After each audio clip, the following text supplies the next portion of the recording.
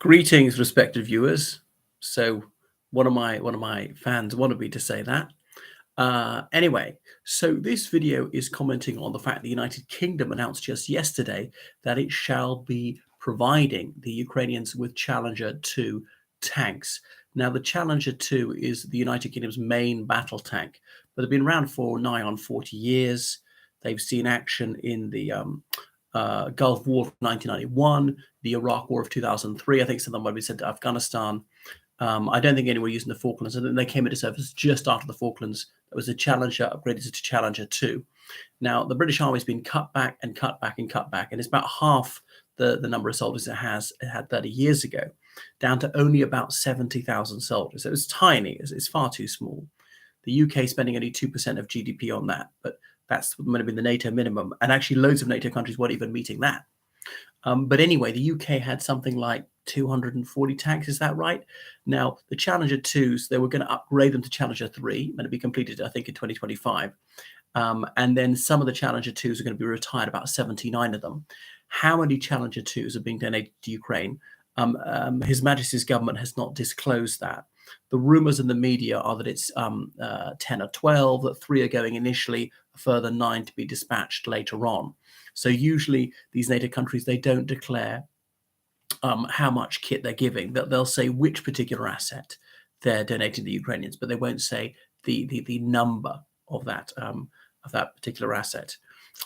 So obviously very good news for the Ukrainians. Challenger 2s, and I don't know much about tanks, are said to be superb. They're very, very difficult to destroy, but the downside is they're heavy and therefore they use an awful lot of fuel. But they're meant to be not as quite difficult to maintain as the American M1 Abrams tank.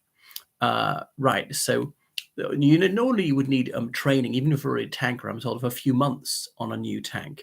But Ukraine doesn't have a few months to be rushed through. But like everything NATO has given, it's been quite grudging. The Ukrainians have been beseeching NATO countries for months, and finally this has been given. So the UK is the first NATO country to donate a main battle tank. There'll be some light tanks the French have given, for example. Sorry, apart from, I should say, the Soviet-era tanks, which are T-72s and so on, the Poland and Slovakia were given. Only when that was backfilled by, I think, the United States, giving them more modern tanks so they wouldn't be short on tanks. The advantage of giving the Soviet-era tanks that the Poles and Slovaks donated is the Ukrainians already trained on those, they just knew how to use them, and they've been somewhat modernized. But Challenger 2s are said to be superior, can outclass the Soviet tanks, as in faster, more maneuverable, a more powerful gun. I don't know that they have anti-aircraft protection, things like that. But they require a crew of 4. Well, I think the Soviet-era tanks will have a crew of 3, if I've got that right. One thing about this loader, and hey, show my ignorance here, is why do you need a loader? You think, well, we don't have a system where actually put the shells into the gun anyway. Well, obviously not. I'm showing how stupid I am with military affairs by even asking the question, no doubt. Russia has warned that it will intensify the conflict. And this is the statement from the Russian embassy in the United Kingdom. Bringing tanks to the conflict zone, far from drawing the hostilities to a close, will only serve to intensify combat operations, generating casualties, including amongst the civilian population. Close quotation. So there we have it. The Russians threatening to kill more civilians. And they've killed tens of thousands of civilians already, and many of them deliberately. There have been numerous atrocities committed by the Russian forces, such as Bucha.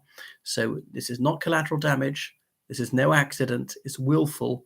It's purposive. It's premeditated, taking out civilians and murdering them, knowing them to be civilians and to be no threats whatsoever. And yet again, even today, more strikes on the civilian heating infrastructure in an attempt to freeze civilians to death. People thought that the Russians might be stopping that. They hadn't done it for a few days. They're still run low on missiles and rockets. More of a patently it had failed. They've been doing this for almost 3 months.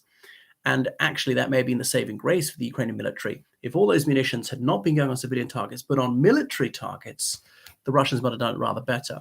But it shows you just how blinded by their own racist hatred the Russian regime is. They would rather waste its munitions killing Ukrainian civilians than it would use that against the Ukrainian military. So horrific though the human consequences of that are, it's probably actually helped Ukraine win the war. So they've taken their eye off the ball. Anyway, so the idea is the UK is hoping that more NATO countries will start to donate them. The Ukrainians have been pleading for months for the Germans to give them the Leopard tanks, which are supposed to be superb, easier to maintain, and so on. They haven't done them.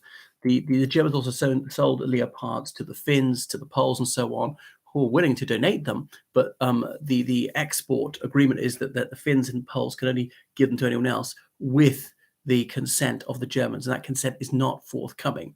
Why are they so pusillanimous? Well, if you try and defend democracy and human rights in Ukraine, Russia says, "Oh, you're Nazis. Remember what you did to us all those decades ago." This racist, Teutonophobic argument. What they say about the Second World War is true, but we're not in the Second World War. That's almost 80 years ago. How about the atrocities being committed by a fascist aggressor today, namely the Russian Federation? And that's how we need to safeguard the Ukrainian civilians. So yes, it will intensify the conflict, and that's the only way it's going to end, when the Ukrainians are able to adequately defend themselves and liberate the illegally occupied territory, which was seized by Russia through an illegal war of unprovoked aggression. So this is upholding human rights, is protecting civilians, and that's why the Ukrainians need to be armed to the teeth. Incidentally, 2 days ago, Russia claimed to have taken the town of Soledar. Ukraine disputes that, but without much vehemence. So the head of President Zelensky's office said that they need more military equipment, more armor, and so on to win. So the Ukrainian foreign minister, again, has been begging the Americans to send this kind of thing. So it might set off a chain reaction. Others might give tanks. But is this too little too late? Because if this had been supplied a year ago, this war might never have begun. If it was supplied a few months ago, Ukraine might have won already. We would actually have saved lives in the long run. Peace through strength. So the only thing that's going to stop Putin is if the Ukrainians are able to stop him. There is no appeal to goodwill. Sanctions of their own won't work. They're hurting the Russian economy, but not enough to actually end the war. Nobody cares about the suffering of ordinary Russian people, who's been willing to rip off, he's been willing to murder his own civilians and so on, to start a conflict in Chechnya, and so forth. Anyway, so remember, there's a meeting next week of the Ukraine Defense Contact Group at Ramstein US Air Force Base in Germany. So those who donate arms to Ukraine will meet and discuss what they ought to dispatch, who will give what, the training available. And some of these things are going to take a long time. The Patriot anti-aircraft defense system, the Ukraine's being trained on in the United States right now, as the US has announced.